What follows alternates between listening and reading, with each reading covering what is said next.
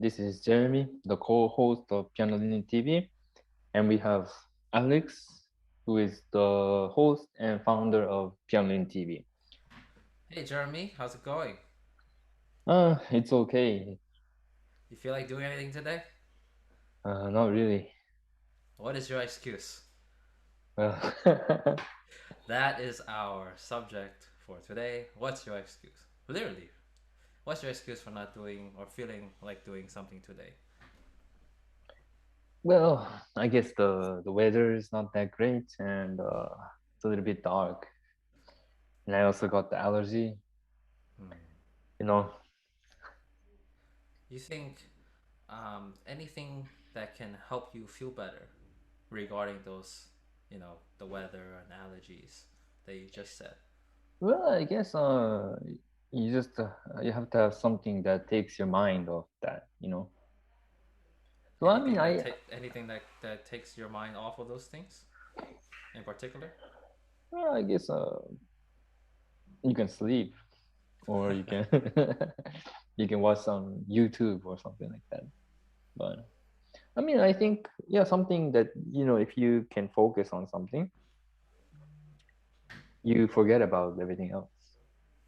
I mean, I realized too, maybe when you're sick and you still have to practice or something. When you start practicing and you get in that zone, you forget about your sickness.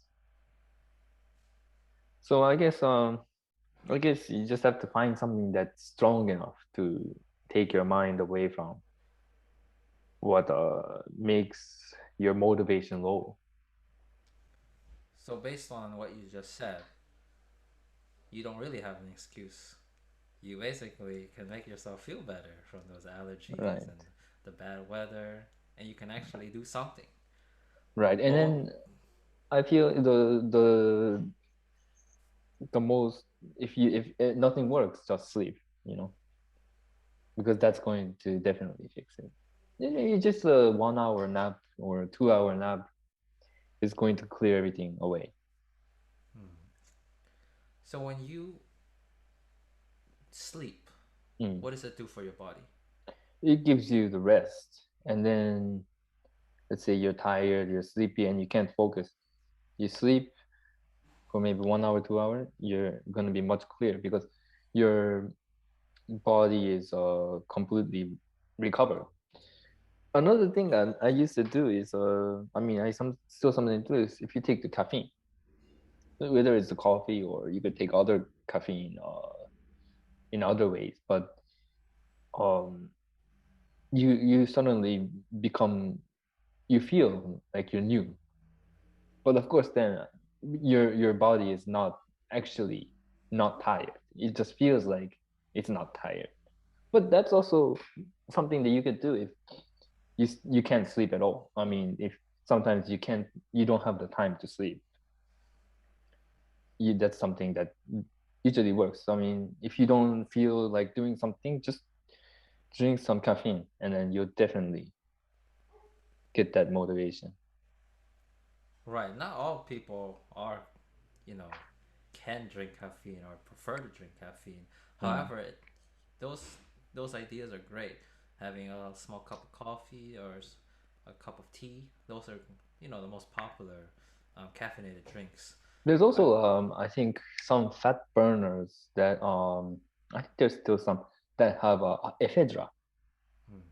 which is not caffeine, but it's I think it's more powerful than caffeine, but it's not illegal. Oh. Don't be recommending bad stuff for our listeners. I mean, those are actually once in a while they're fine, but Right. I would not totally recommend it for daily use. Well, so let's get to the topic for today. What's your Uh, excuse? So what causes people to say, "Oh no, I don't feel like it today." well, I guess it could be many things. It could be the it, it could be the energy, or it could also be well the mood, or it could also be well. when people do the same thing over and over again, I feel they lose the motivation. Would you say? Yes, motivation and Right. that drive. It's like, imagine if your life, your entire life, was doing the same thing every every single minute of the day. Mm. You do the same thing. 8 o'clock you get up, 10 o'clock you eat breakfast, 12 o'clock eat lunch, and then you do your activities, and then 6 o'clock dinner. That's just an example of someone's schedule. Imagine doing that same thing, and your mind knows you're going to be doing that same thing every single day. So it doesn't create any curiosity for your brain, and that will cause such an effect on your brain that it sends the signals to your body. And one way that we can change that is just a little bit every day, change it up a little bit. And this really relates to practicing.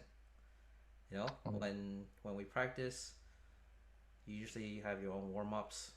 What No matter what time of the day you practice, you have warm-ups and then you play your pieces. But if you keep doing the same warm-ups and the same pieces every day, even if it's for a competition or for a recital, you're really going to get tired of it, right? And Right. your mind's going to be on autopilot mode, and that causes you not to think. Right. And then I feel for anything, once you get to a certain level, it's not fun anymore. And the same thing with, let's say, pianos. People who play for fun, they might think, oh, it's great to be able to play piano for a living. You play every day. But once you actually get to that, it's not the you're not gonna feel that way. And I think it's same with the sports too. Maybe I say I like to play tennis, but I feel sometimes I feel it's great for them. They get to play for a living, right? That's all they do. They play every day, and then they get the prize money. They get sponsored. But for them, it's probably not. They don't feel that way. So you just have to, because I mean, maybe for the beginning it's fun, but once you keep doing it over and over, I think the human, they just get tired of things. I think that's the way it's made. So, what would you recommend for our listeners here? I mean, I think anything that can motivate you. I mean, you don't feel like practicing. Maybe you just watch a video of, let's say, a Lan Lan play, right? And then you don't feel like practicing today, but if you watch that video of Lan Lan, right? You feel, oh, Lan Lan working every day to achieve his best level. Maybe I should too. Yes, and that goes into the effect of the practicing a little bit. Practicing isn't all about playing on your instrument, right? Right, right, There are so many other different ways to practice, and watching videos of your piece that you're practicing on is so helpful. Why are there so many different artists playing the same piece? Just because Lang Lang plays, let's say, Schumann Carnival, other pianists have made recordings of that too. I also might have made a recording of that. But that gives us so many different artistic ideas. When you're listening to a certain artist, you're getting a sense of their personality and their understanding of the piece. And then you listen to another artist, it can be a completely different type of interpretation, but within the realm of the Romantic period. It's still correct. So when you are practicing, you're listening to different artists, and then you're combining all of those ideas into your own, what you think is best. And I think the creativity is one that sparks interest in your brain, and that gives you that inspiration, that engagement that you want to go and go practice. right. And then, well, let's move to a different direction. Well, sometimes maybe as a musician, you need to make some excuse. Let's say, well, Well, let's move to, well, the second topic we were going to talk about today is priorities. Hmm. So, as a musician, what is your priorities? And maybe sometimes to focus on your priority, you have to make an excuse, or you have to somehow move away the stuff that you want to do. Maybe you also have to do, but it's less important. Right. When you're doing, you're focusing on your career, you don't always have to be on top of your game every single day. You're gonna might get fatigued by that point, and that will actually backfire, and your body will say, "Hey, I don't feel like doing this today, no matter how much you're forcing me to do it." And you're right. You gotta have some relaxation at times. Give your mind a break. Let yourself immerse in nature. Just go outside and take a walk, and that is a very good excuse actually, because no one can just stay in their home, I don't know, for many years and still feel happy. I mean, there's probably a few of you that are listening that probably have been doing that, but for the majority of us, we're like social butterflies. We want to, connect with another person.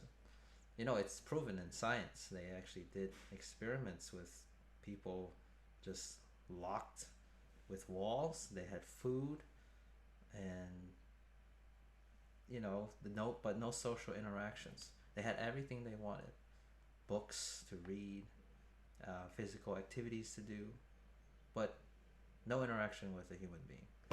So, with that being said, you gotta have some social interaction with other people, no matter who it is. It could even be a non-human, like a cat or a dog or a pet. And why do so many people like to have pets? Because they provide, like, unstressing you and giving you a sense of satisfaction or curiosity on what the animal is doing. You can't speak to them in a way that you can understand what they're saying back to you. So in that regard, you are correct. That is a very good excuse. But when you are focusing on your career, you can't do that for so long, right? You got to get back yourself on track. And how do you do that? What you do is you can make a plan in your book, your notebook or journal, whatever you use. Try to think a few steps ahead. Like, let's say if you're starting out, maybe try to do, hey, what am I going to do tomorrow? Have a general plan and then try to detail it as much as you can later on. So you want to focus on your plan, your general plan, your bullet points. This is what I'm going to do. Okay, I'm going to clean my room today. Great. I'm going to go practice a Beethoven sonata. Great. And I'm going to focus on a Liszt etude. Great. Now you can do cleaning your room. How? Making my bed, taking all the stuff out of the floor. Beethoven sonata, focus on first movement. And it just like a domino effect. You gotta make it more detailed as you go along. But once you hit your general points, that's the goal. That's your first goal. And then as you go on, you can put the second goals, like Beethoven first sonata, maybe the exposition part. So you get more detailed as you go along, and you're making a good habit for yourself. And that, it's not like forcing you; it's more of like a motivation. You look at your planner and you say, "Yes, I completed it," and that helps you, getting your priorities more better for yourself, and that's actually good training, right? As a bodybuilder, Jeremy, you probably are thinking in your head, "What am I going to work on today?" And then you target some of those muscle groups, and you're thinking, okay, how many exercises I'm gonna do, how how how much like weight I can handle. So I'll let you talk more about that since that's your field. Right. I feel, yeah, it's the exact same. Training in the gym is the same as training on the instrument. Exactly. And then um, the same way you prepare a piece, you know what to work on, you know how to balance your practice. It's the same thing.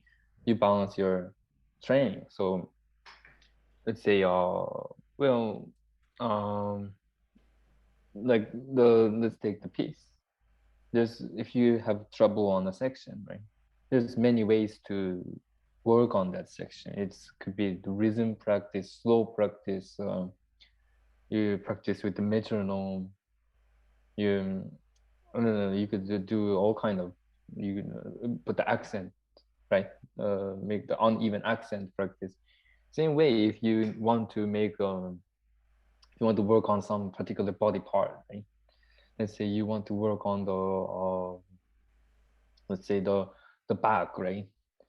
You work on it by doing the pull downs, and then you do rolls. You work on the wideness of the back. You work on the thickness of the back, and that's the same thing. Just to work on one section, there's many ways to work. So I think it's very similar. You hear that? Jeremy's giving you a little workout coach here, just for a few seconds. Hope you guys can get that in and incorporate that in your own practicing. Um, but those are really good points, and you know, when we have excuses, we're saying in our mind we're not making that as our priority, right? So excuses and priorities actually go together in a way, but if you can move them around interchangeably and use it to your advantage, that's great.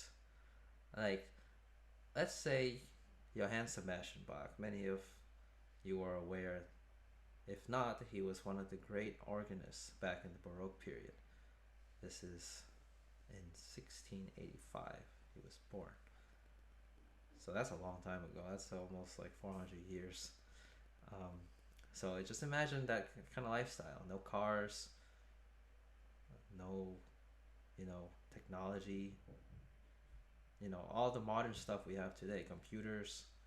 So you can't just, you know, he was in Germany back in the day and he wanted to travel. He can't just look up on his phone and say, hey, where's Lubeck? So back in those days, the technology was not there, and transportation was not available either. So many people just walk by foot, and he wanted to study with a great organist and Buxtehude, right? That's where he got so many of his ideas from, writing fugue and from writing organ, all the technique of the Baroque period. He was very inspired. But how did he do it? Well, he walked like 260 miles approximately to see his teacher. His, teacher going to be his teacher. And he didn't realize how long he would be staying there. But 260 miles is a lot. Like, by car, that would probably take maybe 4 hours, right? Oh, maybe 4 hours, Around there. right? It depends how fast you go or slow. I don't think I've driven 260 miles straight yet, so I wouldn't know. Um, but that's if it only takes 4 hours by car. Imagine how long it would take by foot, just on his feet. And this is like in the winter. This is even worse. Cold weather. He has a big jacket, boots, and walking. That's a lot of walking. But did he have an excuse? No. For us, if we were to walk 260 miles, probably, yeah, we'll have an excuse. You know why? Because we have a car now. We have an airplane. Well, back then he didn't have an airplane or a car or even like carriages.